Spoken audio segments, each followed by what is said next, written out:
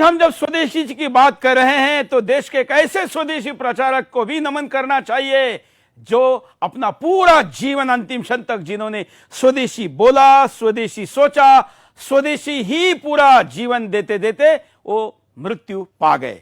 स्वर्गीय राजीव दीक्षित जी का स्वदेशी के लिए योगदान आज प्रधानमंत्री ने स्वदेशी को याद किया तब नमन योग्य है। और सुदर्शन जी स्वदेशी को लेकर हिंदुस्तान में आगे बढ़ रहा है, जिसमें जिन महापुरुषों की प्रेरणा है उनमें राजीव दीक्षित जी भी एक बड़े महापुरुष है, जिनको मैंने मेरी 11वीं क्लास में सुना था। उस दिन से मैंने अपने जीवन में कोका कोला, पेप्सी या किसी प्रकार का कोल्ड ड्रिंक पीना बंद कर दिया था। आज सुदर्शन के मुख्यालय में जो कैंटीन है, उस कैंटीन में भी कोक, पेप्सी या कोई सॉफ्ट ड्रिंक नहीं होता है, पिज्जा बर्गर नहीं होता है। स्वदेशी आसान भाषा में समझाने वाले राजीव दीक्षित जी तब भी अपनी बात को कहते रहे जब पूरी दुनिया ग्लोबलाइजेशन में और इस वैश्वीकरण के वशीकरण में शिकार हो रही थी। राजीव जी क्या कहते, सुनिए। गांव गांव स्वावलंबी और 175 साल में इतना गड़बड़, इतना गिर गया। तो उसके गिरावट के पीछे का जो कारण है वो कारण है अंग्रेजों के बनाए गए कानून और उनकी बनाई गई नीतियां। उन कानून और नीतियों के चलते हम नीचे तक गिर गए, गरीब, भुखमरी, बदहाली के शिकार हो गए।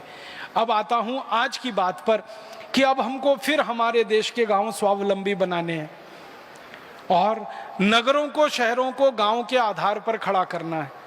तो गांव स्वावलंबी हो जाएं तो हमारे शहर और नगर भी स्वावलंबी हो जाएंगे, और गांव और शहर स्वावलंबी हो गए तो भारत फिर से स्वावलंबी हो जाएगा। हमें हमारे देश की व्यवस्थाओं को फिर से स्वावलंबी बनाना है, किसी पर निर्भर नहीं होना।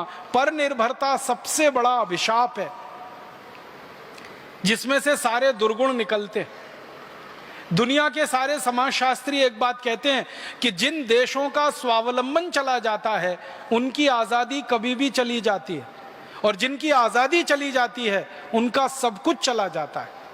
उनकी समृद्धि चली जाती है, उनकी संपत्ति चली जाती है, उनका ज्ञान चला जाता है, उनका चरित्र चला जाता है, उनके जिंदगी से हर चीज खत्म हो जाती है जिनकी आज़ादी चली जाती है।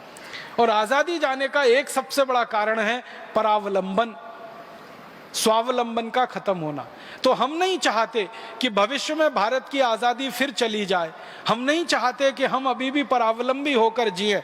हमने 200-250 साल अंग्रेजों का परावलंबन झेला है, अब इसको ज़्यादा दिन झेलने की हमें ज़रूरत नहीं है और गरज नहीं है। अपने समाज को स्वावलंबी बनाना, अपने पैरों पे खड़ा करना। अब अपने समाज को स्वावलंबी भी बनाना, पैरों पे खड़ा करना, तो ये शुरुआत गाँव से ही होगी। और इसलिए मित्रों, स्वदेशी की बात आज हम